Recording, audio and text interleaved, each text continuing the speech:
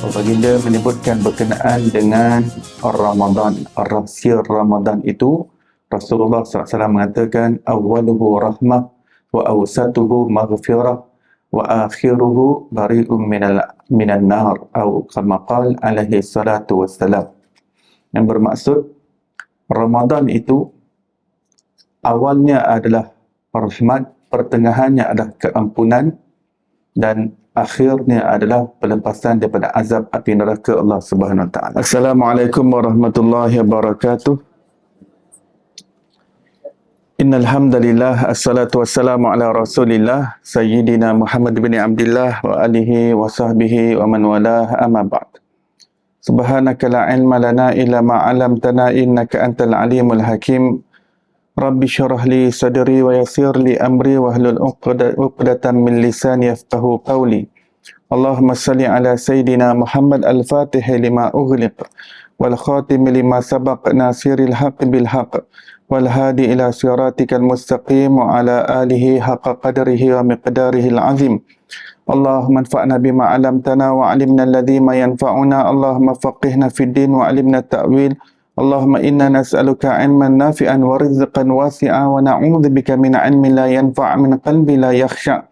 Allahumma iftah 'alaina futuhal 'arifin wa rzuqna fahman nabiyyin wa hifdzal mursalin wa imanal muttaqin ya arhamar rahimin.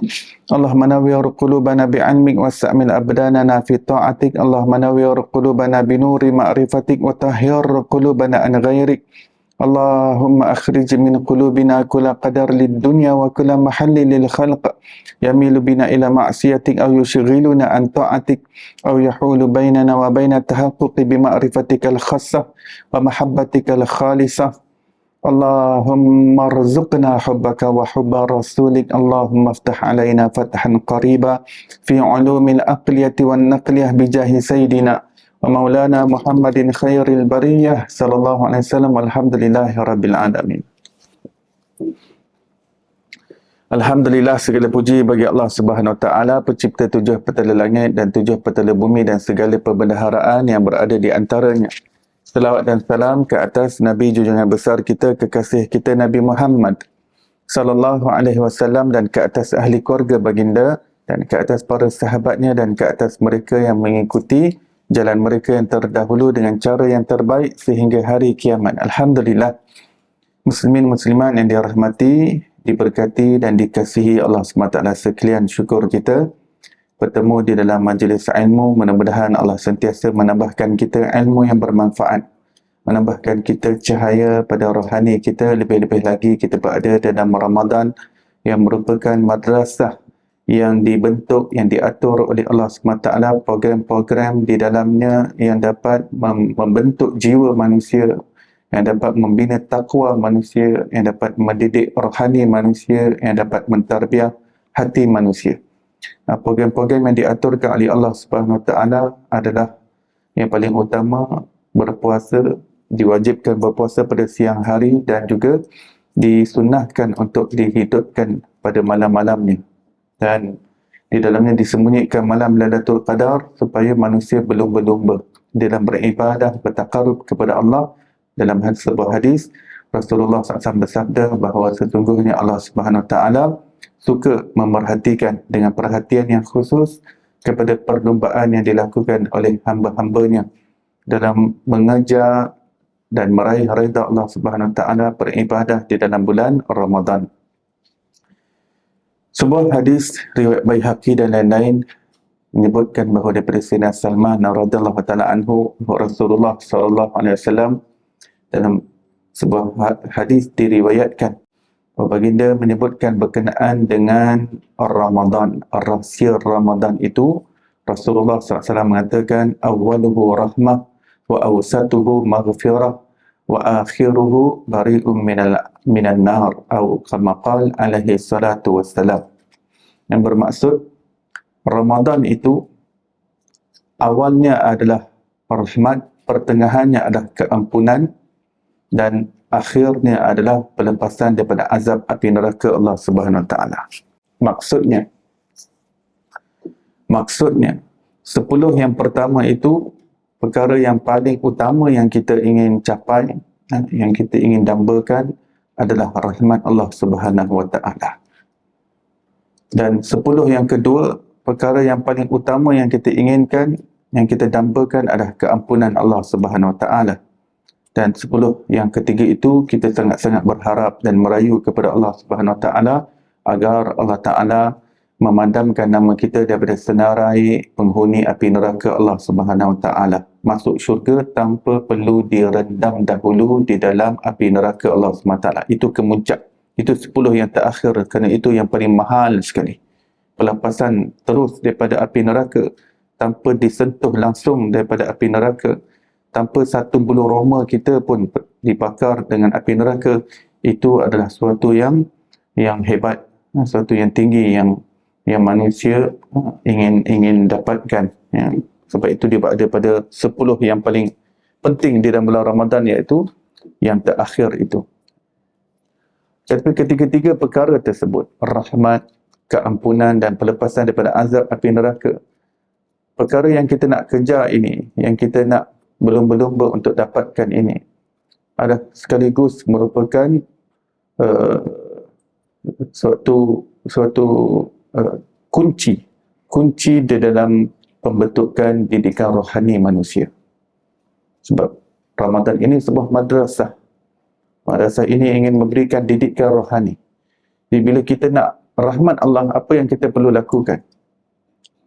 Dan apa yang kita perlu hindarkan diri kita supaya kita tidak terhalang daripada mendapat rahmat Allah Subhanahu Wa Taala. Sebab seluruh Ramadan itu adalah rahmat Allah Subhanahu Wa Taala.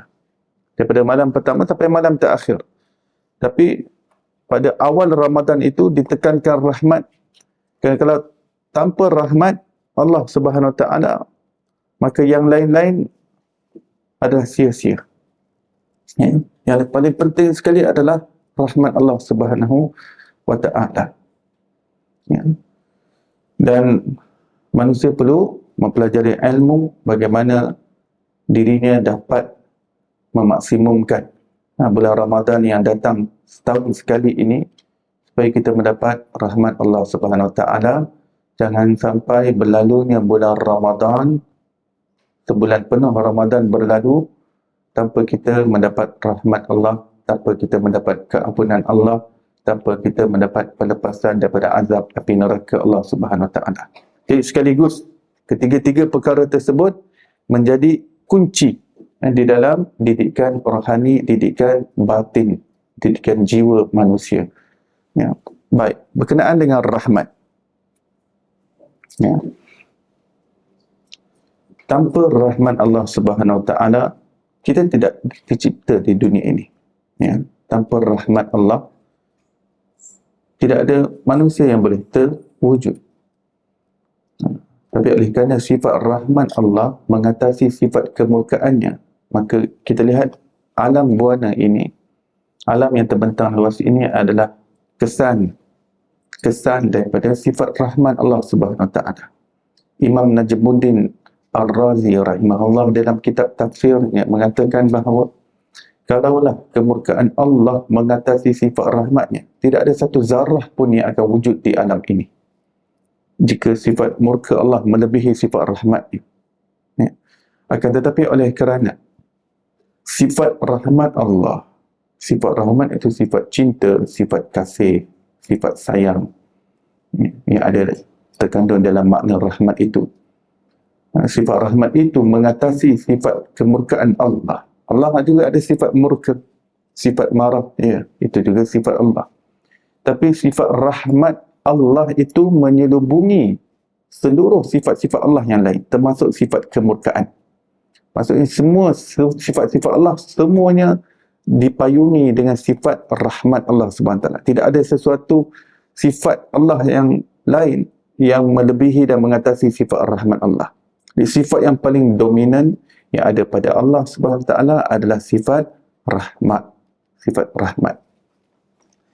Baik, setelah kita mengetahui bahawa kita tercipta di alam ini dengan sifat rahmat Allah Ta'ala itu, ya, kerana tidak ada siapa pun yang paksa Allah untuk ciptakan kita daripada tiada kepada ada. Tak ada siapa yang suruh Allah, tak ada siapa yang keluarkan order, titah perintah pada Allah untuk ciptakan kita. Ya. Allah tak ada di bawah mana-mana tekanan sesiapa untuk mencipta kita, untuk mencipta makhluk, untuk mencipta kejadian dan alam. Di situ terbukti bahawa alam ini adalah pentas penzahiran cinta Allah Subhanahu Wa Taala, cinta ilahi. Baik, itu kewujudan. Cuma di akhirat, tak ada siapa yang dapat melepasi pintu gerbang syurga kecuali dengan rahmat Allah Subhanahu Wa Taala. Tidak ada siapa yang dapat melepasi pintu gerbang syurga. Sebab seseorang yang nak masuk ke dalam syurga, dia kena melalui pintu gerbangnya. Dia ada pintu gerbang. Ya. Pintu gerbang ini, pertamanya, ianya akan dibuka oleh Nabi SAW kerana baginda adalah rahmatan lil alamin, rahmat sekalian alam, maka dialah kunci kepada pintu syurga tersebut. Bukan baginda pemegang kunci, ya. Baginda bukan pemegang kunci. Baginda bukan key holder. But rather, Rasulullah SAW, he himself is indeed the key of Jannah. He himself is the key of Jannah. Yeah. Key of paradise. Sebut paradise ni sebenarnya berasal daripada bahasa Arab kita juga. Yeah. Paradise. Yeah. Orang putih dulu diambil daripada bahasa Firdaus. Itu syurga Firdaus. Bila banyak syurga Firdaus, plural dia dalam bahasa Arab Al-Faradis. Al-Faradis. Daripada perkataan Firdaus. Al-Firdaus singular. Singular. Pluralnya, kata ramai untuk Firdaus adalah Al-Faradis. Faradis. Daripada Firdaus. Di situ datangnya paradise. Itu bukan bahasa orang putih asli tu. Itu daripada bahasa Arab. Al-Faradis. Walhasil, Rasulullah SAW itu adalah kunci kepada, baginda adalah rahmatan lil alamin, rahmat buat sekalian alam, rahmat semesta alam. Dan tentu baginda lah yang terpaling layak untuk menjadi kunci syurga itu sendiri. Ya. Sebab bila sebut kunci, tak semestinya ada apa? Ada anak kunci. Ya, rupanya macam anak kunci. Untuk zaman sekarang ni salah satu kunci, katakan. Ya. Katakanlah, ni kunci berbentuk kad ada tak sekarang? Bentuk kad. Betul. Rumah-rumah pun dah mula pakai. Ada kunci pakai thumbprint. Siapa dah pasang kat rumah? Ada kat Shopee. Boleh. Dia rekod 100. Kalau ada 100 orang duduk dalam rumah tu, 100 orang dia boleh rekod memori thumbprint. Dia dapat detect thumbprint, terbuka pintu. Ada kunci berbentuk macam ni. Macam ni. Kan?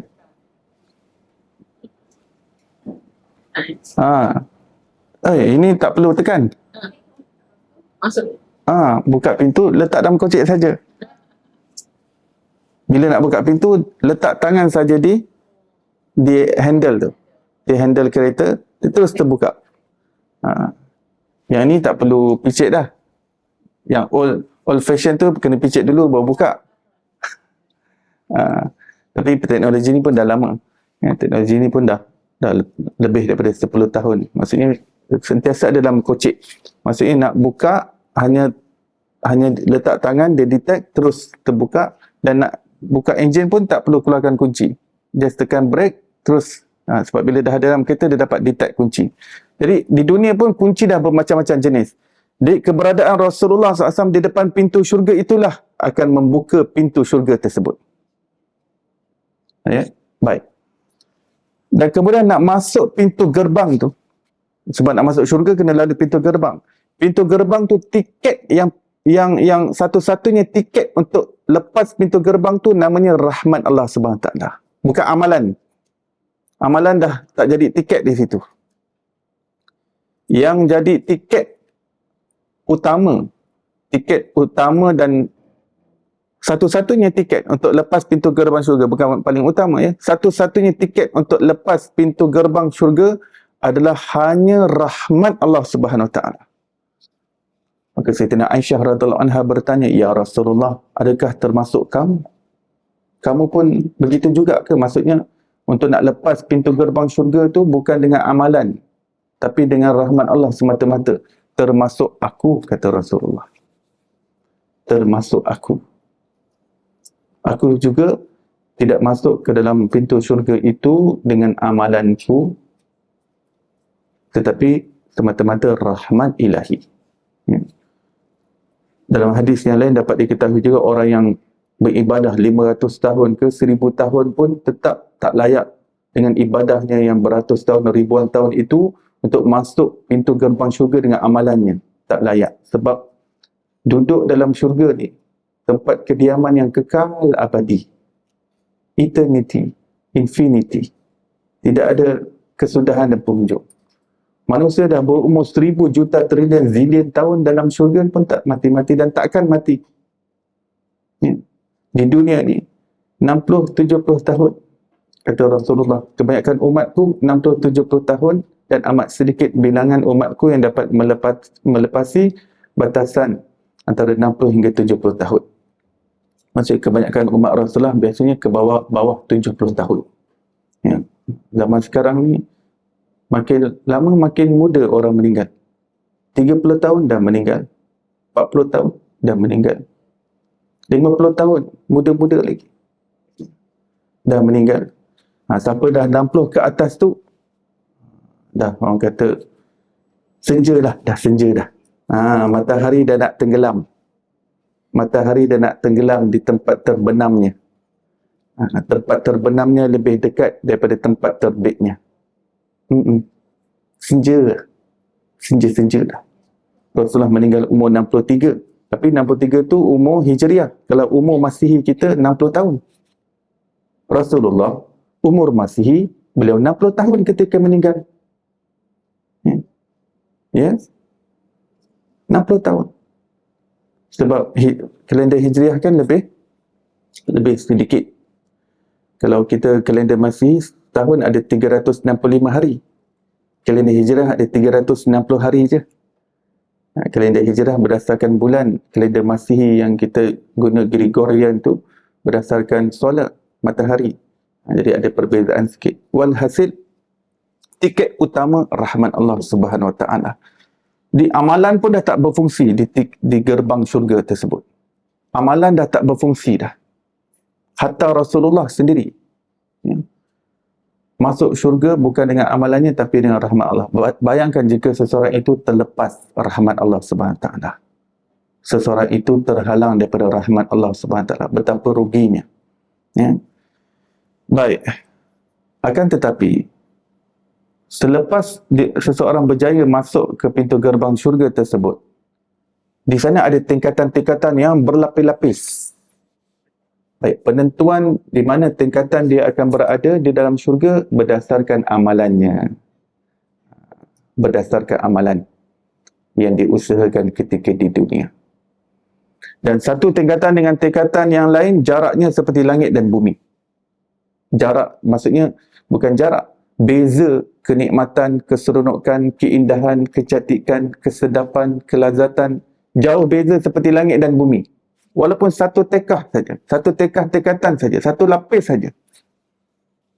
Ada riwayat mengatakan seorang penghuni syurga melihat orang di atasnya ni satu tingkat je beza. Syurga ni bertingkat-tingkatnya. Ya, memang ada 7 pintu syurga, tapi tingkatan tak tahu berapa, ada 100 tingkatan utama dan setiap tingkatan tak tahu ada berapa juta tingkatan yang lain lagi. Ya. Pintu ya ada 7 pintu yang paling utama ke syurga. Walhasil, minta maaf, ada 8 pintu syurga. Walhasil, orang ini melihat, kan jauh beza tekah jauh beza sangat ni. Antara dia dengan atas ni. Beza sangat. Jadi dia pun panggil malaikat. Wahai malaikat, apa beza amalan saya dengan amalan orang atas tu? Apa beza benar?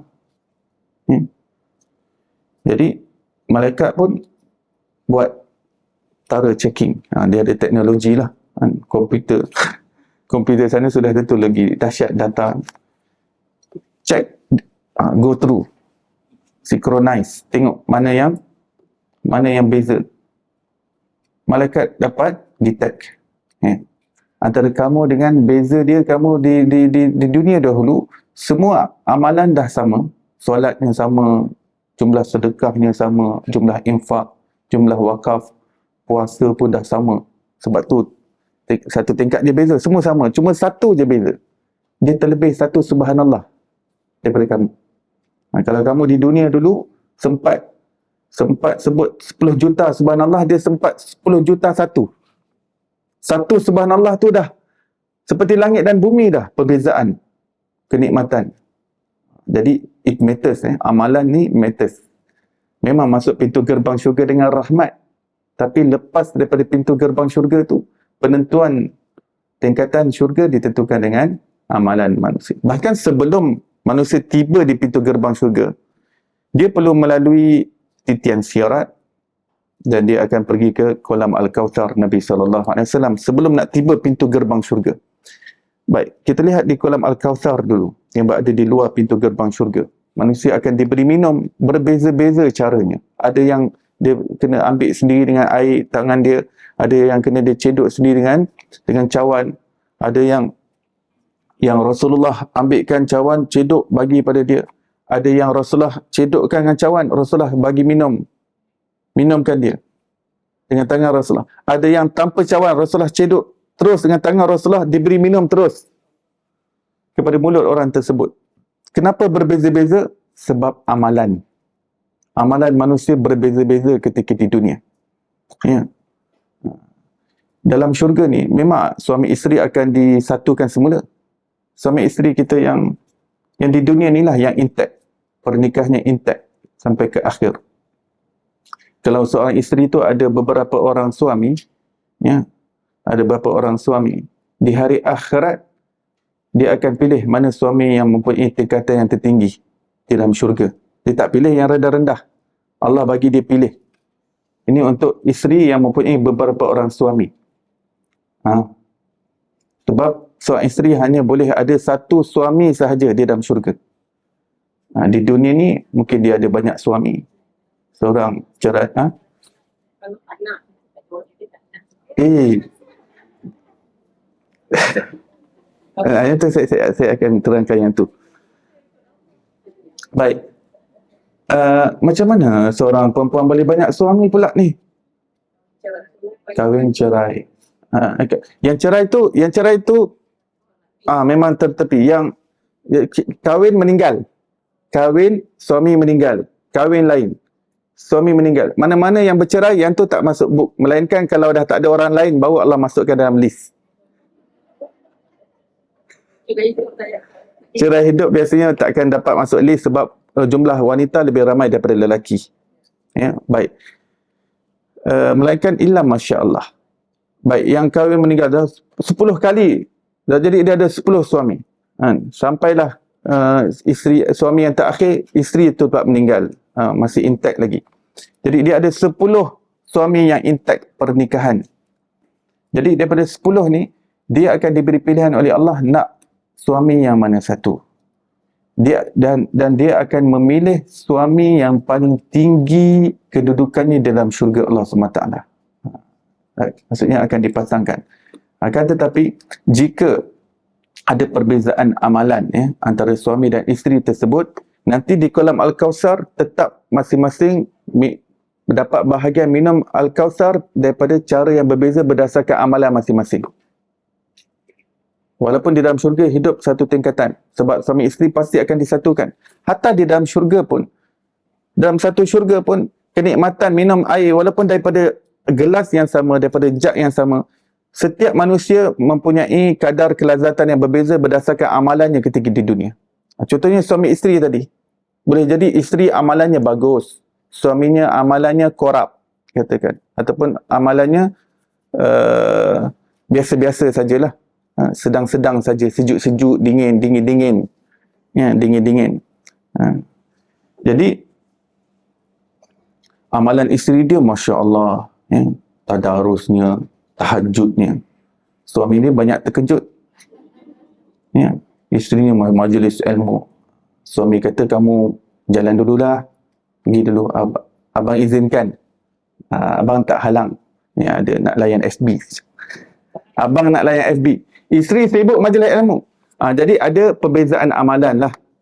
Ada perbezaan amalan. Walaupun hidup sama di syurga nanti, tetap kelazatan makanan, minuman, aroma syurga, kenikmatan, semuanya berbeza. Kerana Allah tu maha adil. Allah maha adil. Allah akan bagi berdasarkan apa yang manusia kerjakan dan dia usahakan amalan ketika di dunia. Walaupun hidup satu mahligai dalam syurga sekalipun, satu tingkatan, satu lapisan, tetap setiap individu berbeza nikmatnya dengan individu yang lain yang menjadi penghuni syurga. Now we come to that question. Kalau tak nak. Okey.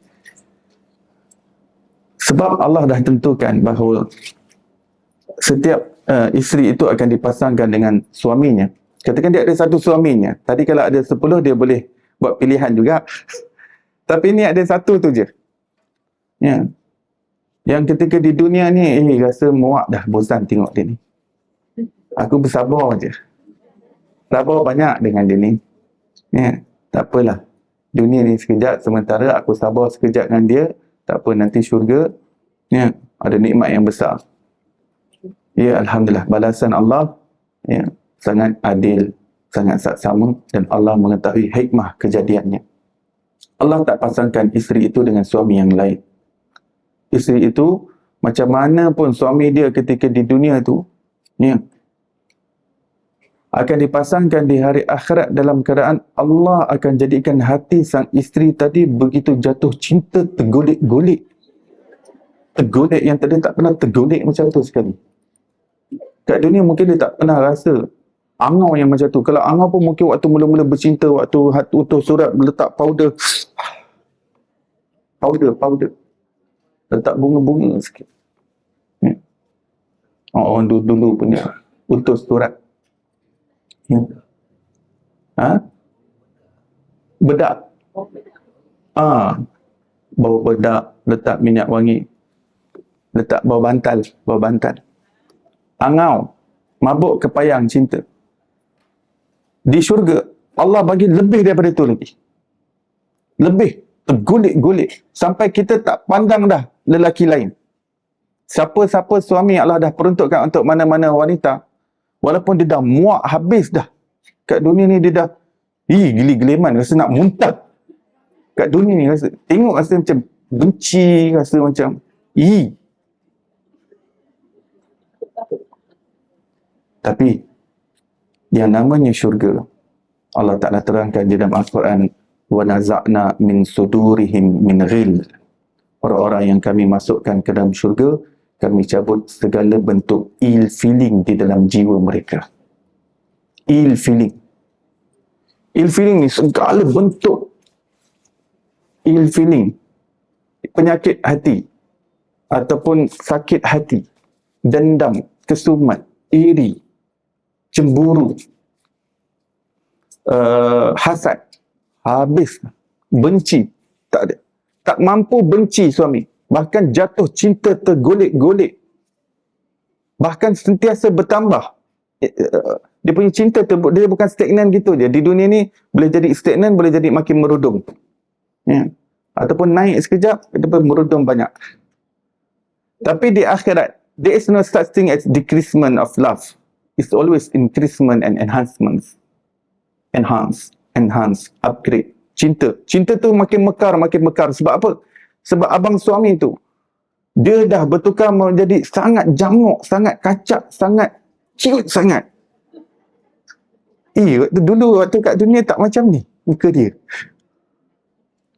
Ya. Tapi bila Allah dah tukarkan handsome-nya,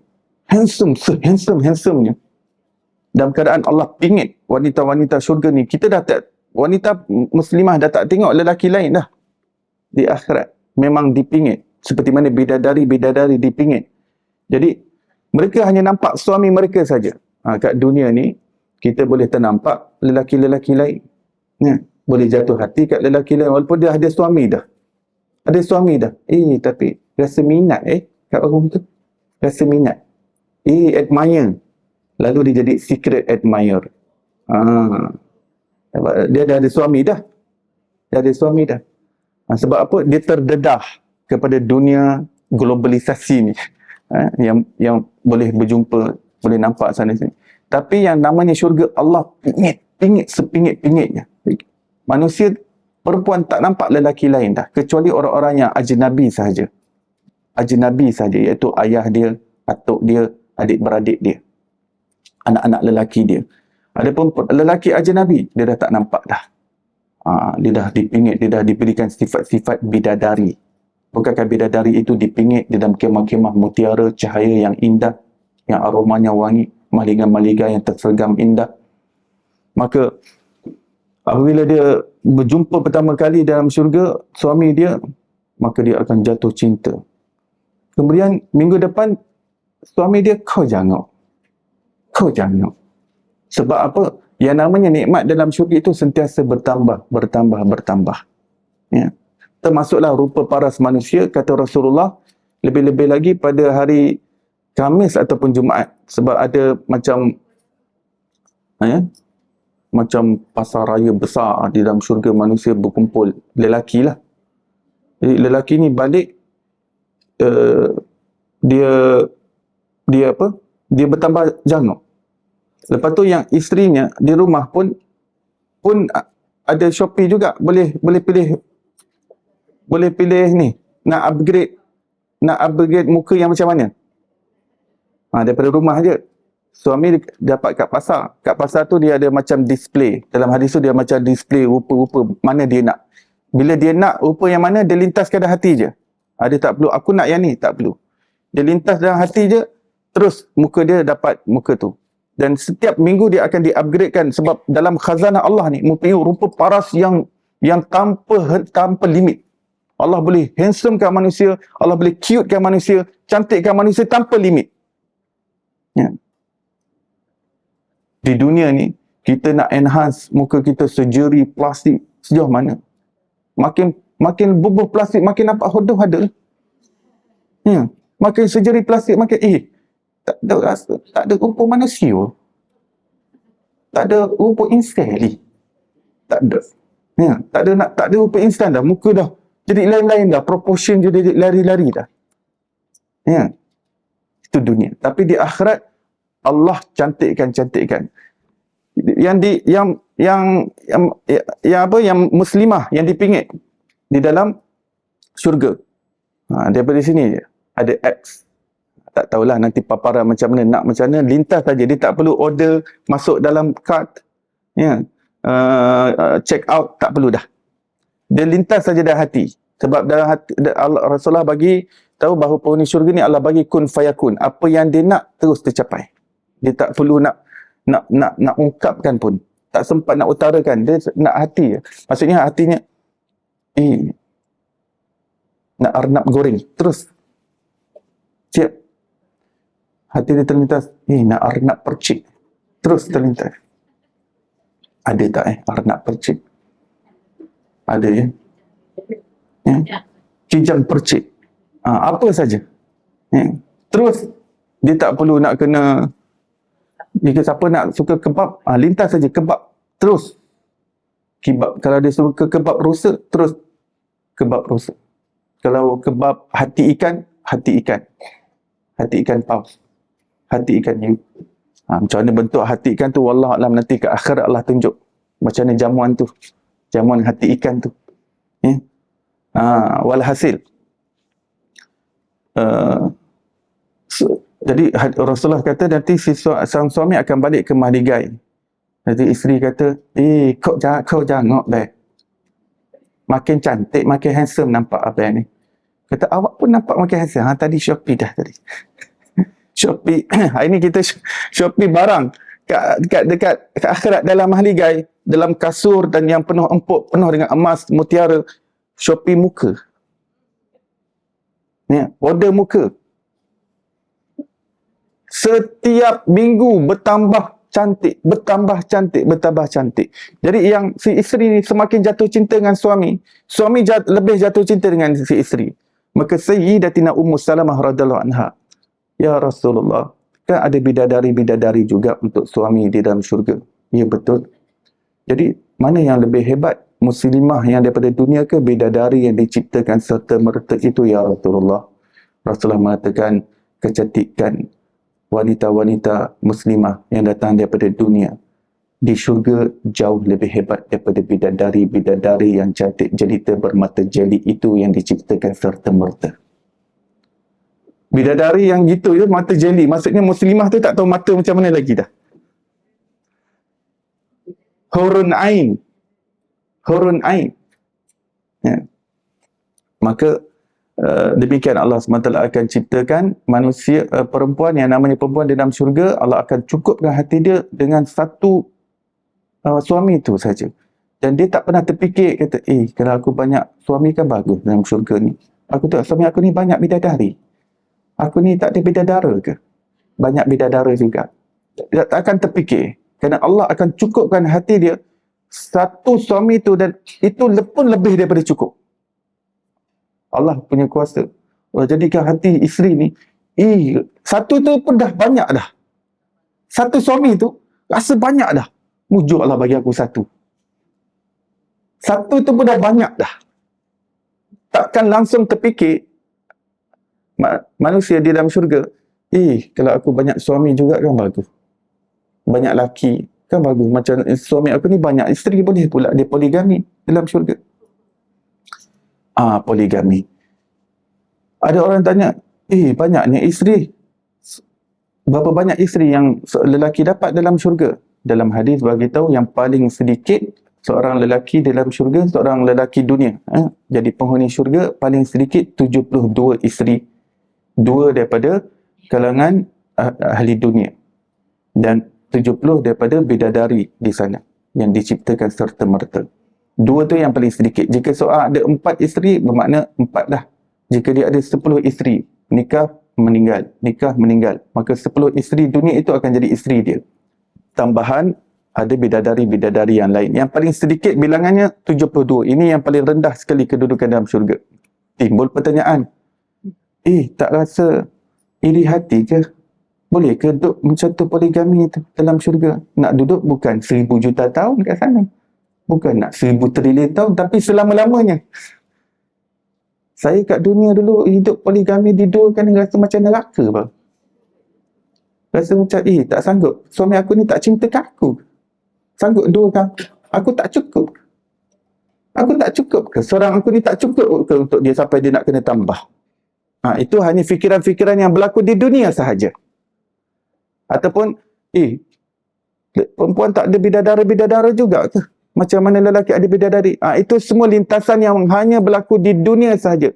Masuk saja dalam syurga, perkara tersebut langsung tak akan terlintas. Kerana Allah dah kurniakan ilmu-ilmu makrifat yang khusus nanti di sana. Masing-masing dapat memahami apa yang terbaik untuk dirinya. Dan apa yang terbaik keadaan dirinya dalam hubungan suami isteri di dalam syurga Allah SWT.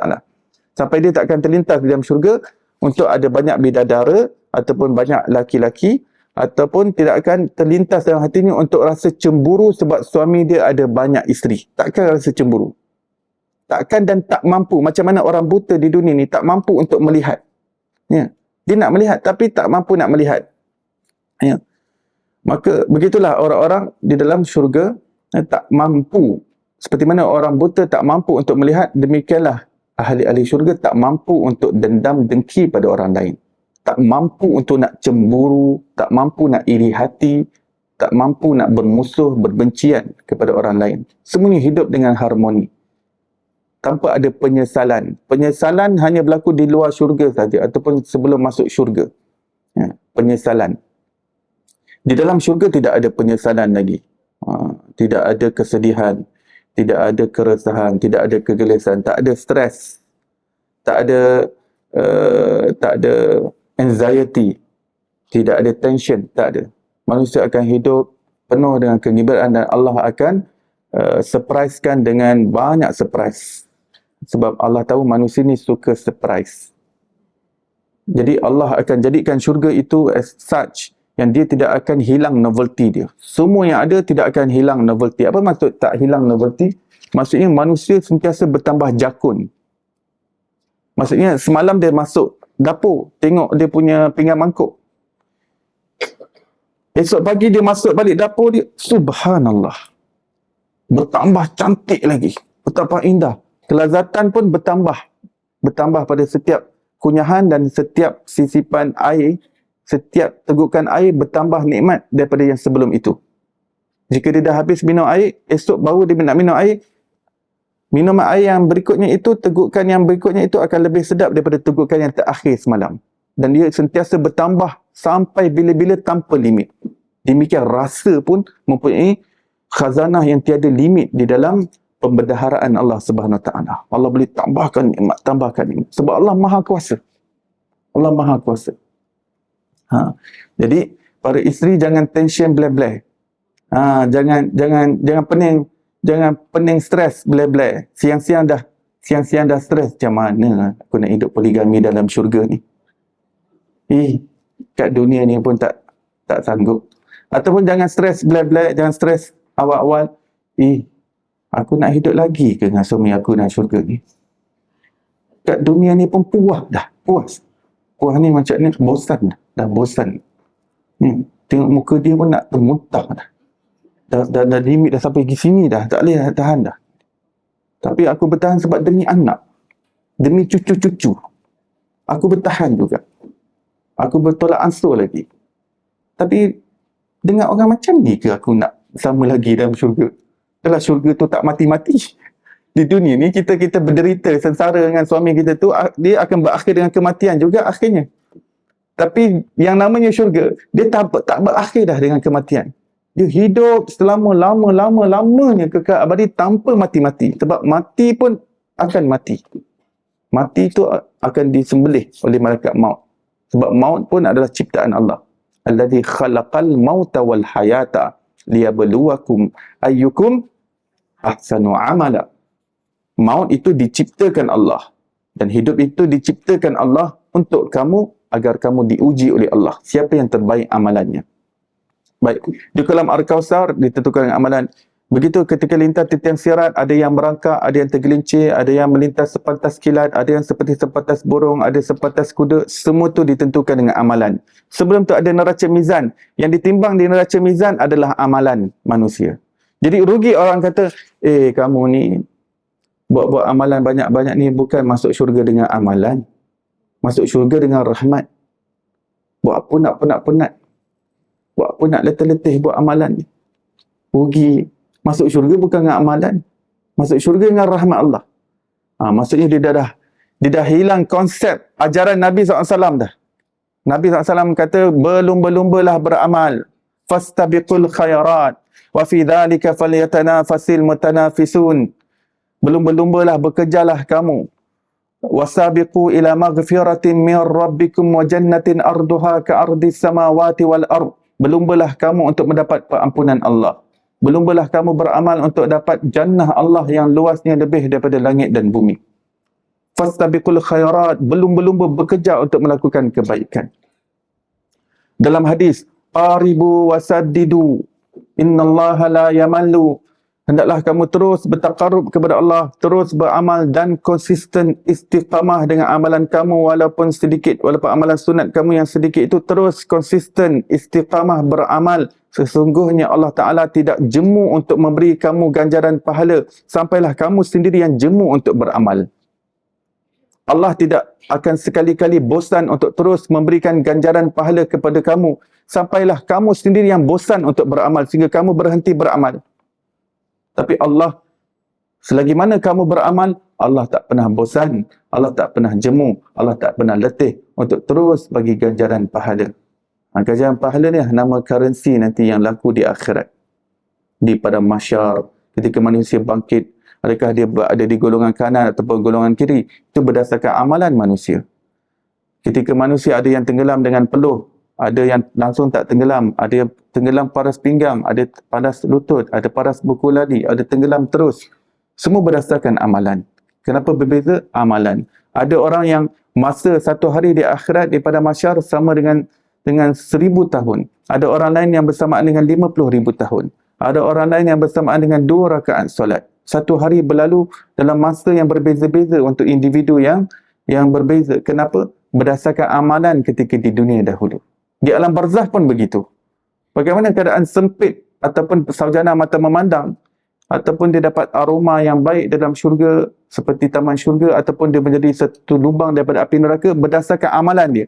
Jadi kalau dia kata, masuk syurga bukan dengan amalan, masuk syurga dengan rahmat.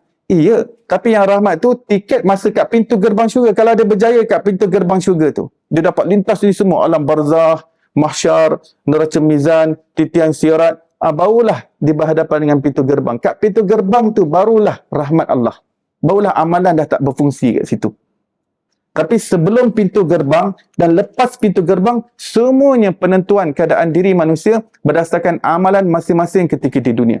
Maka sangat rugi seseorang yang silap faham bahawa amalan ni tak perlulah nak beramal lebih-lebih. Sebab masuk syurga pun bukan dengan amalan, dia kata. Ini Rasulullah kata, orang yang rendah IQ dia, wal ajiz man ittaba'a nafsahu hawaha wa tamanna 'ala Allahi. Orang yang rendah IQ dia ataupun orang yang tolol, kata Rasulullah. Ajiz, orang yang tolol itu orang yang ikut hawa nafsu dia dalam keadaan dia jadikan rahmat dan keampunan Allah sebagai lesen untuk dia terus langgar perintah Allah.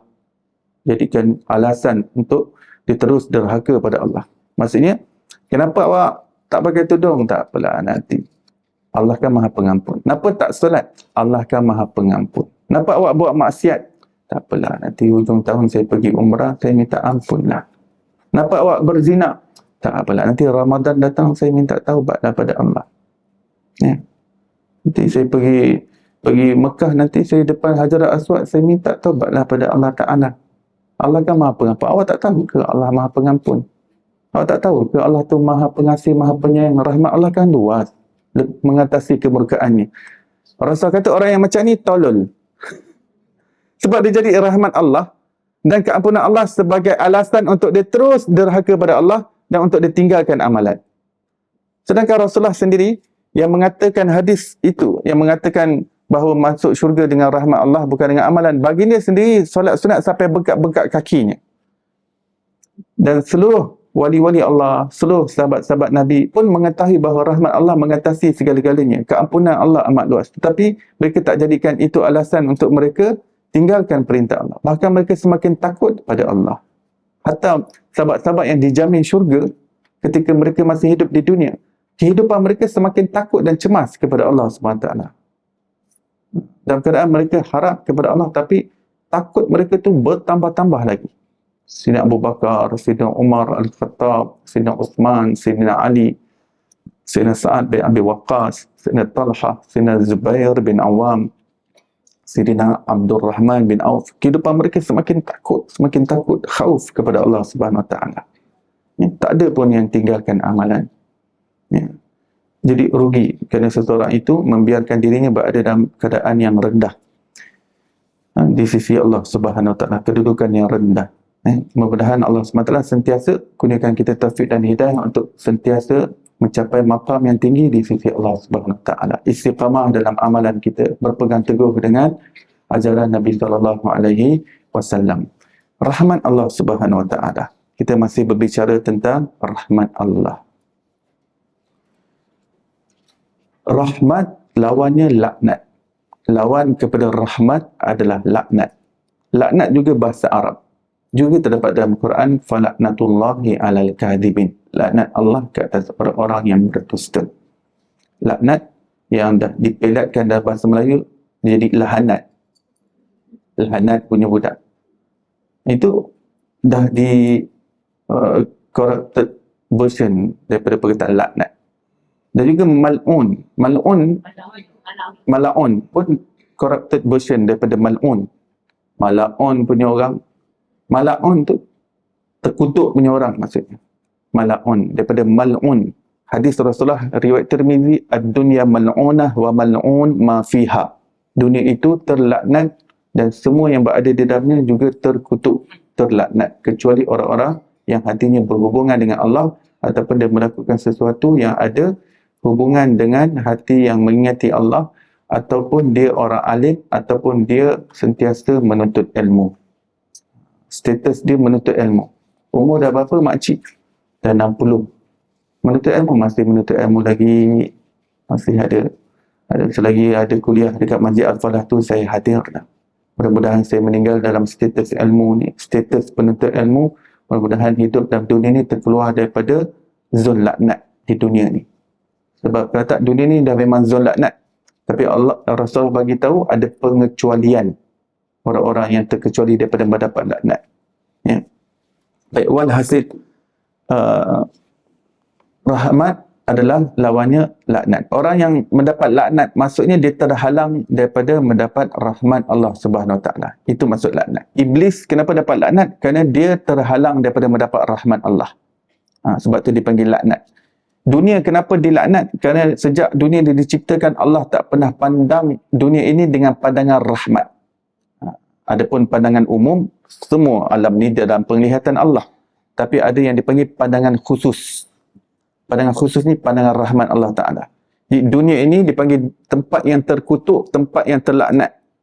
The cursed place. The cursed place. Ya, the cursed place.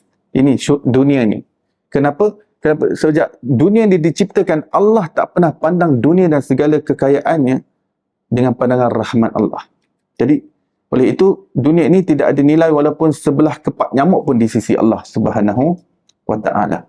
Dunia ini dengan segala kekayaannya tidak ada nilai walaupun sebesar sebelah kepak nyamuk sekalipun. Sebab tak pernah dipandang dengan pandangan rahmat Allah Ta'ala. Ya. Jadi, tugas manusia di dunia, ujian kita bagaimana kita hidup dalam zon laknat dunia ni tapi kita terkeluar daripada mendapat laknat Allah Subhanahu Wa Ta'ala. Baik. Ketika malam nisfu Sya'ban, Rasulullah SAW mengatakan bahawa pada malam nisfu Sya'ban, Allah Subhanahu Wa Ta'ala memandang hamba-hambanya, semua hamba-hambanya dengan pandangan yang khusus, pandangan rahmat, yang mana siapa mendapat pandangan tersebut, dia akan terlepas daripada azab api neraka Allah SWT. Kecuali dua orang. Yang pertama, orang musyrik. Sebab semua hamba, musyrik pun termasuk dalam semua hamba. Tapi musyrik ataupun orang yang tak beriman ini, dia tak mendapat pandangan rahmat Allah yang khusus itu. Yang kedua kata Rasulullah, al-musyahin, orang yang bertelagah antara satu sama lain. Orang yang bertelingkah tetapi tidak bertegur sapa antara satu sama lain. Orang yang bergaduh, orang yang bersengketa tetapi tidak berdamai antara satu sama lain. Yang ini dalam hadis yang sahih riwayat Imam Bukhari dalam Adabul Mufrad dan juga kitab-kitab hadis yang lain, bahawa ketika waktu-waktu yang tertentu Allah menghantar malaikat rahmat untuk menurunkan rahmatnya kepada hamba-hambanya, dan Allah Ta'ala mengatakan, kamu turunkan semua pada hamba-hamba ke kecuali pihak-pihak mana yang bertelagah antara satu sama lain, bergaduh, ada isu yang berbangkit tetapi tidak berdamai antara satu sama lain, iaitu kamu tangguh dulu, kamu tahan rahmat ke atas mereka, jangan hujankan rahmat, jangan curahkan rahmat ke atas mereka. Aku tidak ingin merahmati orang-orang yang ada sengketa tapi masih belum berdamai. Kerana itu dalam Al-Quran, dalam hadis, Quran sendiri 2 ataupun 3 tempat yang Allah Ta'ala melaknat orang-orang yang memutuskan silaturahim. Orang yang memutuskan silaturahim, 2 tempat. Kenapa dia mendapat laknat? Sebab dia terhalang daripada rahmat Allah. Allah tugaskan malaikat rahmat untuk mereka sekat mana-mana hamba yang bertelagah tapi tak nak turunkan ego dia, tak nak tundukkan ego dia untuk berdamai antara satu sama lain. Jangan turunkan rahmat ke atas mereka. Walaupun dalam bulan Ramadan, walaupun dia berada dalam Kaabah sekalipun, walaupun dia berada di bawah mezab, walaupun dia berada di tepi multazam, berada di hadapan pintu Kaabah, walaupun berada betul-betul di hadapan Hajar Aswad, sedang cium kucup Hajar Aswad, walaupun dia berada dalam Hijr Ismail, walaupun dalam mataf, walaupun antara Sa'i, Safa, antara Marwah, dalam Raudah Madinah pun, Allah kata tu sekat rahmat kepada mereka. Selagi mereka bertelagah. Ya, selagi mereka masih belum menyelesaikan masalah di antara mereka. Ya. Dan itu malam nisfu Sya'ban. Kenapa? Nisfu Sya'ban ini ada 2 minggu sebelum nak masuk madrasah Ramadan. Madrasah Ramadan nanti lebih lebat hujan rahmatnya. Lebih lebat, mencurah-curah, melimpah ruah rahmat. Bermula daripada malam pertama Ramadan. Di dua minggu ni betul-betul dah berada di tebing yang curam. Dia dah masuk waktu imsak. Panggil waktu imsak. Kalau waktu sahur ni, waktu imsak ni kita dah kena jaga-jaga, dah boleh kena slow down, dah boleh stop makan. Ya, berdasarkan hadis daripada Sayyidina Zaid bin Sabit. Saya heran tengok orang-orang yang kata imsak ni tak ada dalil pula. Mana nak letak hadis sahih tu? Riwayat Sayyidina Anas bin Malik radhiyallahu anhu, beliau bertanya Sayyidina Zaid bin Sabit, berapa lama bila kamu sahur dengan Rasulullah, berapa lama antara kamu berhenti sahur dengan salat subuh? Beliau mengatakan bacaan 50 ayat Al-Quran. Ulama mengatakan bacaan 50 ayat Quran adalah antara 10 hingga 15 minit. Di situ ulama dapat mempelajari suatu perkara bahawa dianjurkan untuk berhenti sahur 10 atau 15 minit sebelum masuk waktu fajar. Kena bahaya, takut terlajak. Sebab tu dalam hukum fiqah, Imam Nawawi sebut dalam Raudah, dalam kitab fikihnya, siapa yang makan dalam keadaan dia makan dalam keadaan dia tak tahu fajar dah masuk. Dia ingat fajar belum masuk lagi. Tapi kemudian ternyata bahawa dia makan sahur tu dah sampai terlajak dalam masuk waktu fajar, batal puasanya. Dan wajib qada. 2 perkara yang Imam Nawawi sebut dalam fikih. Dan ulama fuqaha juga menyebutkan, siapa yang makan sahur sampai terlajak masuk dalam waktu fajar walaupun tak sengaja, walaupun dia tak tahu waktu fajar dah masuk, ataupun dia berbuka puasa dalam keadaan waktu maghrib masih belum masuk lagi, dia ingatkan dah masuk waktu maghrib, dia dah makan terlebih dahulu awal, dia ingat waktu maghrib dah masuk, sekali ternyata kemudian bahawa rupanya dia makan tadi belum lagi masuk waktu maghrib. Dalam dua-dua keadaan ini, walaupun dia tak sengaja makan sekalipun, tetap terbatal puasanya. Sebab yang namanya puasa adalah ibadah yang berlaku antara waktu fajar precisely sehingga waktu maghrib precisely, exactly. Siapa yang tak sengaja dan sebagainya termakan sebab dia menyangka waktu sahur masih ada, maka terbatal puasanya. Berbeza dengan orang yang dah masuk dalam ibadah puasa tapi termakan makanan. Iaitu tak batal. Iaitu tak terbatal. Sebab dia bukan sengaja. Dia bukan sengaja, dia ingat dia tak puasa.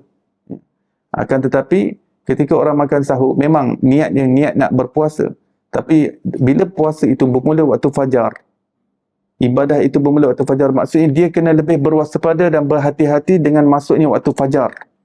Hatta Mufti Selangor sendiri menekankan bahawa hatta dalam takwim kita katakan masuk waktu fajar 6.10, itu hanyalah kiraan takribiyah, bukannya precisely secara saat dan sebagainya. Ya. Boleh jadi waktu fajar tu sebenarnya masuk 50 saat sebelum waktu yang ada dalam takwim. Ya. Sama ada 50 saat sebelum atau 50 saat terlebih. Maksudnya dia bukan precise, itu hanya anggaran sahaja. Kiraan tu anggaran secara matematik, masuknya waktu maghrib, masuk waktu isyak, masuk waktu subuh.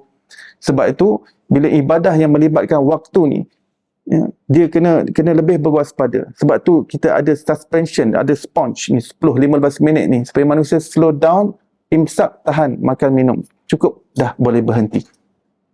Takut terlajak tadi tu, sebab terlajak yang tadi tu sahur terbatal puasanya. Begitu juga dengan kita angkat takbirah tu, niat memang nak solat, tapi siapa yang terlupa niat solat ketika takbiratul ihram, tak sah solatnya. Dia kena start balik takbiratul ihram. Kalau dia dah selesai solat, kalau masih dalam waktu, dia kena ulang balik solat tadi dengan niat, lintaskan niat. Kalau waktu dah habis, dia kena qada solat tadi. Alamak, waktu dah habis, tadi baru teringat, terlupa nak lintas niat tadi. Sebab terfikir nak makan, buka puasa nak makan samosa ke nak makan otak-otak ini. Terlupa. Wajib qada. Walaupun tak sengaja. dia meninggalkan lintasan niat dalam hati dia tadi. Begitulah tadi, orang yang tak sengaja terlepas waktu sahur tadi, ataupun terlepas sebelum masuk waktu maghrib, dia dah termakan, tetap terbatal puasanya. Sebab tu, bila ibadah melibatkan waktu precisely, dia kena jaga. Begitu juga yang melibatkan tempat. Melibatkan tempat, kalau umrah niat ihram itu di Tan'im, dia kena betul-betul keluar terus daripada Tan'im. Dia tak boleh half-half gitu. Dia kena keluar terus daripada Mekah supaya berada terus. Bila Masjid Aisyah tu dah diisytiharkan, ini dah memang keluar daripada border haram. Jadi berada di Tan'im, namanya Tan'im sekurang-kurangnya ada dekat Masjid Sayyidatina Aisyah. Dia kena precisely, dia tak boleh sebelum Masjid Sayyidatina Aisyah, takut dia termasuk dalam haram. Begitu juga ketika tawaf. Tawaf ni kena luar, badan kita kena luar, tubuh kita semua keluar daripada bangunan Kaabah. Jika siapa yang tawaf pada dekat dengan Kaabah, lalu sebelah tangan dia pegang Kaabah, sah tak tawafnya? Tak sah. Sebab apa? Sebab itu Syazirwan bawah tu, itu asal bangunan Kaabah yang asal. Yakni bangunan dinding sekarang ni dia dah masuk ke dalam sikit. Bangunan asal yang kita nampak Syazirwan di bawah tu, itulah dinding Kaabah yang asal dahulu. Itu semua dikira sebagai bangunan Kaabah. Jadi siapa yang tawaf, walaupun sebentar, tangan dia mengheret di bangunan Kaabah, tak sah. Kalau tak sah, dia kena patah balik daripada mana tempat dia pegang, dia sambung balik daripada situ. Dia tak perlu start balik daripada awal. Dia ghostan balik ke belakang, dia ingat kat mana dia pegang dekat makam, lepas makam Yamani tadi. Dia patah balik kat belakang makam Yamani, dia sambung balik. Sebab tu bila sebab agama ibadah ini, dia ada border-bordernya. Manusia perlu jaga border tersebut. Jadi border untuk seseorang itu untuk terus untuk tidak meneruskan persengketaan adalah nisfu Sya'ban. Ini dah red dah nak dekat red light dah ni. Betul-betul kena alert. Sebab 2 weeks left for Ramadan. Nisfu Sya'ban, yang namanya nisfu Sya'ban, tinggal 2 minggu saja terbaki.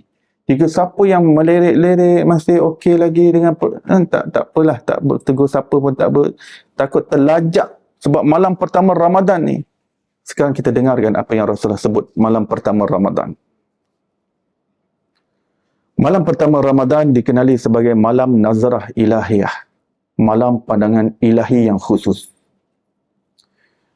Rasulullah SAW bersabda dalam hadis, sesungguhnya pada malam pertama Ramadan, Allah Ta'ala memandang seluruh hamba-hambanya dengan pandangan yang khusus, pandangan rahmat ilahi yang khusus. Yang mana dengan pandangan itu, Allah Ta'ala mengampunkan hamba-hambanya dan melepaskan mereka daripada azab api neraka, kecuali 4 orang. Yang pertama, musyrik. Musyrik memang tak masuk book, kerana memang tak beriman. Tapi yang 3 ni, orang beriman. Tapi yang 3 ni berkait rapat dengan yang nisfu Sya'ban tadi, al-musyahin. Itu orang yang bersengketa. Yang pertama, yang berikutnya, orang yang masih derhaka dengan kedua ibu bapanya. Itu bertengkar dengan ibu bapa, sudahlah lebih daripada 3 hari, tak bertegur siapa. Ada orang tak bertegur siapa dah 3 minggu, 3 bulan, 3 tahun. Tetapi dia tidak ingin berdamai dengan mak bapak dia sendiri. Dia tidak ingin turunkan ego dia, hatta untuk nak mengalah kepada ibu bapa dia yang selama ini susah membesarkan dia. Derhaka kepada kedua ibu bapa. Ini Ramadan datang, berapa kali Ramadan datang, dia menjadi orang yang terhalang daripada rahman Allah Subhanahu Wa Taala. Yang kedua, orang yang memutuskan silaturahim. Silaturahim, kata ulama, ada orang-orang yang mempunyai tali kekeluargaan dengan kita. Ya. Pertama, tali kekeluargaan yang rapat. Itu kita kena jaga. Iaitu adik-beradik kita, pakcik, makcik kita, sebelah ayah dan sebelah ibu. Kemudian anak-anak kepada pakcik, makcik kita, iaitu sepupu-sepupu kita. Yang ini layer yang paling kita kena jaga. Pertama, adik-beradik, kemudian sepupu, pakcik-pakcik dan sepupu-sepapat kita. Ini semua layer yang paling dekat dengan kita. Kemudian barulah, yang ini dah settle, barulah layer berikutnya, second cousin, third cousin, fourth cousin. Kemudian barulah kekeluargaan Islam yang secara secara lebih luas, kawan-kawan kita dan sebagainya, itu sebenarnya tak termasuk dalam silaturahim. Itu dah termasuk dalam ukhuwah Islamiah, persaudaraan Islam yang besar. Tapi yang paling penting sekali, orang-orang yang terikat tali kekeluargaan dengan kita, adik-beradik kita. Rasulullah SAW mengatakan, aku jamin mahligai di tengah-tengah syurga Allah SWT bagi orang yang sanggup mengalah walaupun dia berada di pihak yang benar, sanggup untuk menghulurkan tangan perdamaian terhadap persengketaan yang terjadi antara dia dengan pihak yang lain. Jumpa aku ke akhirat, tuntut aku, bawa kau punya akaun, kamu sanggup mengalah walaupun kamu berada di pihak yang benar. Sebab kenapa pihak yang benar dapat ekstra perhatian daripada Rasulullah? Sebab untuk berada di pihak yang salah, untuk mengalah lebih mudah. Tapi untuk berada di pihak yang benar, untuk dia mengalah supaya terhubungnya silaturahim, dia perlukan ego yang lebih lagi untuk ditundukkan. Nafsu lebih lagi untuk dihinjakkan. Syaitan akan sentiasa bisik pada dia, kau jangan sekali-kali mengalah, ya. Kau jangan sekali mengalah. Kalau kau mengalah, bermakna seolah-olah kau nampak salah. Dan seolah-olah kau lah yang kalah. Jangan sekali-kali kau mengalah. Faham tak, Mila? Faham tak, Dolat? Ya. Syaitan akan semakin api-api. Ya. Kau jangan. Biar dia melutut kat kau. Dia itu adalah adik. Dia pakai adik. Ataupun dia ada dia yang salah. Dia yang aneh kau. Kau jangan nak hubungkan silaturahim apa-apa dengan dia. Syaitan akan sentiasa bakar. Ya. Pada satu ketika Rasulullah panggil Sayyidina Abu Bakar, kerana berita sampai pada Sayyidina Abu Bakar bahawa berita sampai kepada Rasulullah bahawa Sayyidina Abu Bakar telah bersumpah untuk menghentikan wang sara pembelanjaan untuk anak saudaranya. Ya, kerana anak saudaranya ini telah berfitnah anak Sayyidina Abu Bakar, iaitu Sayyidah Aisyah. Beliau telah terpengaruh, maksudnya anak saudara ni nama Mishtah. Mishtah ni dia terpengaruh dengan orang-orang munafik yang sebarkan tuduhan buruk kepada Sayyidah Aisyah, melakukan perbuatan keji dengan seorang sahabat Nabi bernama Sayyidah Safwan. Sayyidah hadis peristiwa ifk. Dalam Quran tu, dalam surah An-Nur, ceritakan panjang kisah ni. Bila Sayyidina peristiwa tu sangat satu tamparan hebat kepada keluarga Sayyidina Abu Bakar, isterinya dan keluarganya.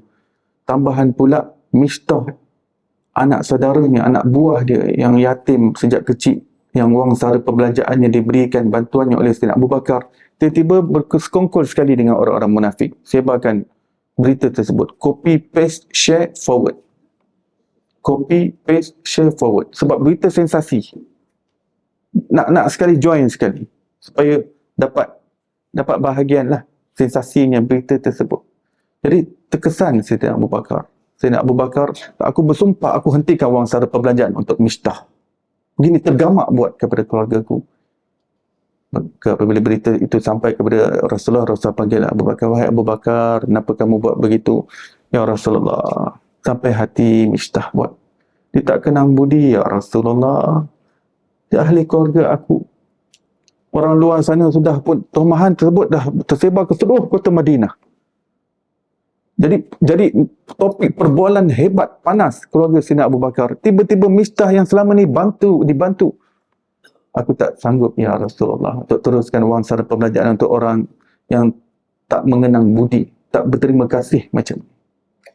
Maka Rasulullah menenangkan Abu Bakar As-Siddiq, wahai Abu Bakar, aku juga terkesan. Adakah kamu lupa bahawa Aisyah adalah isteriku juga? Aku terkesan dengan peristiwa tomahan ini. Ya, Allah akan turunkan jawapan tentang apa yang berlaku. Dan siapa yang bersalah akan dikenakan hukuman. Tetapi apa yang kau lakukan dengan menghentikan wang sara pembelanjaan terhadap Mishtah yang merupakan anak saudaramu? Ya, dalam lumrah kekeluargaan manusia, orang dalam keluarga lebih mudah untuk tidak berterima kasih antara satu sama lain, mudah untuk nak ingat tentang budi yang telah diberikan. Tapi itulah ujian, wahai Abu Bakar. Air di cincang takkan putus. Air di cincang takkan putus, wahai Abu Bakar.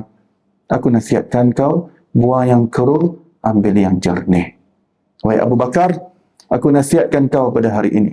Allah tidak mengizinkan untuk manusia putuskan silaturahim. Aku khawatir bahawa putusnya engkau memberi wang sara perbelanjaan kepada Miftah akan terjejas tercalanya silaturahim yang Allah perintahkan untuk kita jaga dengan baik. Maka apa yang patut aku lakukan ya Rasulullah? Aku sudah bersumpah untuk tidak memberikan wang sara perbelanjaan. Wahai Abu Bakar, bayar kafarah denda untuk membatalkan sumpahmu itu dan teruskan beri wang sara perbelanjaan kepada Miftah. Air cincang takkan putus. Siapa yang boleh putuskan saudara? Manusia boleh berzikir, putus saudara, putus silaturahim, putus adik-beradik. Siapa yang boleh putuskan sebenarnya darah itu? Setelah Allah yang mencantumkannya, Allah yang menghubungkannya. Manusia tidak ada choice untuk memilih siapa adik-beradiknya, siapa ibu bapaknya. Allah yang pilih tanpa ada campur tangan daripada mana-mana manusia. Maka sesuatu yang tidak ada campur tangan daripada manusia, Allah sendiri yang hubungkan. Allah kata kamu kena ambil perhatian terhadap hubungan tersebut. Jika mereka susah, kamu kena bantu. Jika maruah mereka tergadai, maka kamu kena jaga maruah mereka. Jangan aibkan mereka. Bantu mereka. Walaupun mereka dah banyak susahkan kamu, tapi bantu mereka. Kalau kamu tak bantu mereka, siapa lagi di luar sana nak bantu mereka? Jadi saudara mara, Rasulullah susun institusi untuk saling jaga antara satu sama lain. Maka Sayyidina Abu Bakar mengatakan, labbaik wa sa'daik ya Rasulullah. Saya terima titah perintah daripada Tuhan ya Rasulullah. Saya akan batalkan sumpah tersebut. Saya akan teruskan wang sara perbelanjaan untuk Miftah. Jadi perkara ini tidak dapat ditolerir, tuan-tuan. Perkara ini tidak dapat ditolerir oleh Rasulullah SAW. Walaupun Rasulullah sendiri terkesan. Patutnya Rasulullah kata, Abu Bakar, very good lah you ni. Very good. Ya. Sanggup dia buat pada isteri aku. First lady. Ni first lady. Siti Aisyah ni first lady of Madinah. Betul, tepat. Exactly apa yang kamu buat, Abu Bakar. Ini kalau orang yang ada penyakit hati. Tapi Rasulullah mengajarkan sesuatu yang lebih besar. Kemaafan. Walaupun berada di pihak yang benar, tak apa kita mengalah. Tak apa. Mengalah tak bererti kita kalah. Mengalah sebab kita ingin redha Allah. Kita mengalah bukan bermakna kita salah. Tapi mengalah kita nak ketinggian darjat di sisi Allah. Itu lebih tinggi. Itu lebih tinggi. Jadi jangan seseorang masuk dalam Ramadan, padahal nisfu Syaban, Rasulullah dah bagi tahu jangan masuk dalam madrasah Ramadan. Ramadan ni dah didikan rohani. Rohani kamu patut terbang menuju Allah. Jangan ada sesuatu yang menyekat kamu mendapat rahmat Allah, keampunan Allah. Kamu terus memutuskan silaturahim antara satu sama lain yang bersengketa. Masuk putus silaturahim, Rasulullah bagi definisi terperinci dalam satu hadis, iaitu orang-orang yang ada isu dengan kamu. Ada pun orang yang tak ada isu, yang memang tak ada persengketaan dan bertikam lidah sebelum itu kalau tak tegur 3 tahun pun tak jadi masalah. Mungkin sebab sibuk masing-masing. Tapi siapa yang dah ada isu sebelum tu, lalu bergaduh, lalu berpisah dalam keadaan there is no term of kedamaian, kemudian dia berlanjutan. Rasulullah kata, aku izinkan hanya 3 hari saja. Lebih daripada 3 hari aku tak halalkan, wahai umatku. Haram, haram. Aku tak halalkan, wahai umatku. Hanya 3 hari saja aku bagi peluang untuk kamu pujuk hati kamu, turunkan emosi kamu, kawal ego kamu, dan lepas 3 hari, kamu bagi salam balik pada dia. Rasulullah mengatakan antara 2 pihak yang bertelagah, yang terbaik antara mereka di sisi Allah, yang mula-mula memberi salam. Yang mula-mula memberi salam. Tuan-tuan yang mulia, mengakhiri ceramah kita pada hari ini, perkara yang kita sebutkan tadi berat bagi orang yang tidak mahu tundukkan ego menerima tarbiyah madrasah Ramadan. Berat. Aku nak kena mengalah. Sorry. Itu orang yang tak mahu terima tarbiyah Ramadan. Dia nak terus ego. Rasulullah kata, aku jamin. Kalau kamu berada di pihak yang benar, kalau kamu mengalah dan kamu sendiri sudi untuk hulurkan tangan perdamaian, aku gerentornya. Jumpa aku ke akhirat kelak. Tak mahu ke? Berbaloi sangat, berbaloi. Jangan kita kata, tunggu kau ke akhirat. Nanti depan Allah, siap kau. Ya, sekarang putus saudara. Dia putus saudara sekarang, dia yang dahsyat nanti. Depan Allah, dia yang putuskan silaturahim. Dia kata, tunggu kau, tunggu depan Allah.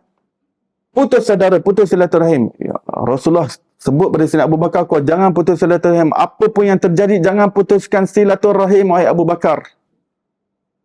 Tak ada toleransi dalam perkara ini. Sesuatu yang Allah suruh hubungkan.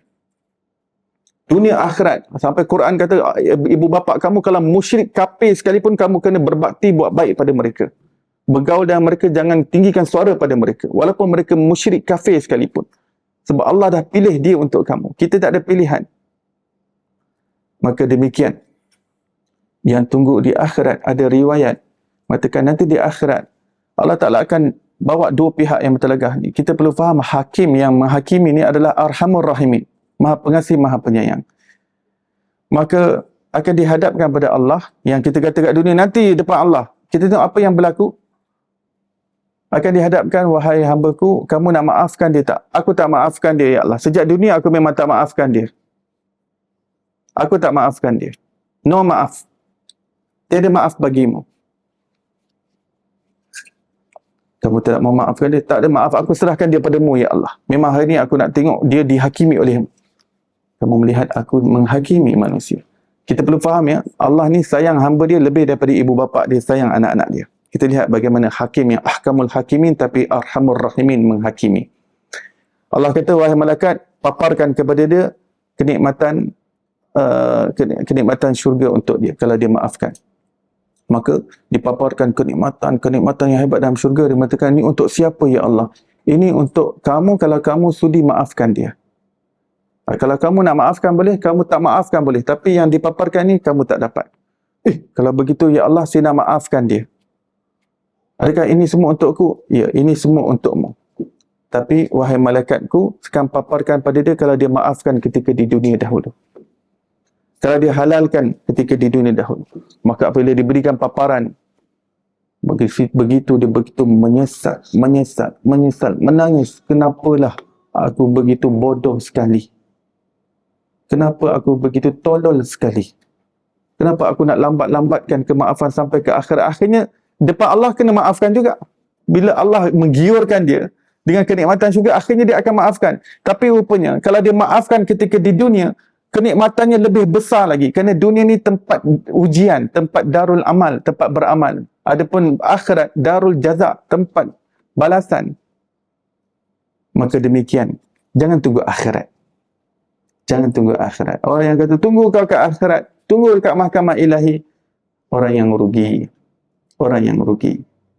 Di dunia ni kita sedang diuji. Siapa yang nak turunkan ego dia? Siapa yang sanggup turunkan ego dia untuk tak apalah, saya sanggup untuk mengalah. Saya sanggup, I want to be the first one to break the ice. Let me the first one who give salam.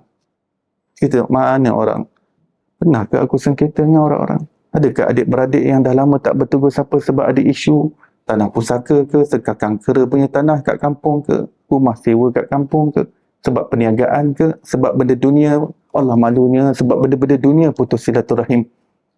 Tapi hari ni dah dengar kuliah, sebelum syaitan terlepas daripada belenggu dia, baik aku cepat-cepat bagi salam.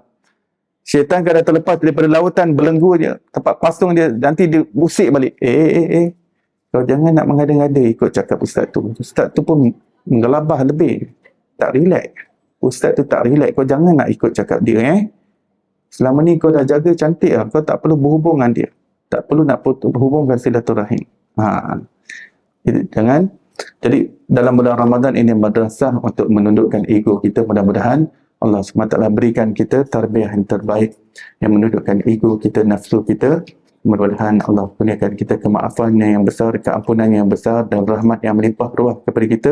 Moga Allah hindarkan kepada kita segala perkara yang menjadi obstacle, rintangan dan halangan yang dapat menyekat daripada kita mendapat curahan hujan rahmat Allah Subhanahu Wa Taala. Amin. Amin ya rabbal alamin. Moga-moga Allah terima seluruh amal ibadah kita, terima puasa kita, infak kita, tadarruk kita, tahajud kita, qiyamul lail kita, tarawih kita, rukuk kita, doa kita diperkenankan Allah apa yang terpendam dalam jiwa daripada hajat-hajat yang baik. Moga Allah SWT tunaikan dan pemudahkan dengan berkat Ramadan. Moga ada yang sakit, Allah kurniakan syifa yang sempurna. Jika ada yang dihimpit dengan hutang, Allah kurniakan jalan keluar daripada penyelesaian itu. Siapa-siapa yang berada dalam keadaan krisis rumah tangga, mudah-mudahan Allah kurniakan keharmonian rumah tangga. Hati pasangan kita di tangan Allah Subhanahu Wa Taala. Allah Maha berkuasa untuk menyatukan dan maha murnikan rumah tangga. Jika ada anak-anak yang derhaka, ya Allah, kurniakan taufik hidayah kepada mereka, ya Allah. Jika mereka selalu tinggi suara kepada ibu bapa, ya Allah, berkat Ramadan ini, ya Allah, Kau gerakkanlah hati mereka untuk menjadi anak yang berbakti, anak yang sopan santun dan menjaga adabnya kepada kedua ibu bapanya. Ya Allah, jika ada daripada kalangan kami, ya Allah, yang ada dalam apa saja masalah duniawi ataupun masalah ukhrawi, dalaman zahir dan batin, ya Allah, Kau kurniakanlah jalan keluar dan kurniakanlah kemudahan kepadanya, ya Allah. Tidak ada sesuatu yang susah melainkan apa yang Engkau telah senangkan, ya Allah. Ya Allah, segala urusan adalah di tangan-Mu, ya Allah. Kurniakanlah kami kesudahan hidup yang baik dan jauhkan kami daripada kesudahan yang buruk. Wassallallahu ala sayyidina Muhammadin wa ala alihi wasallam, walhamdulillahi rabbil alamin.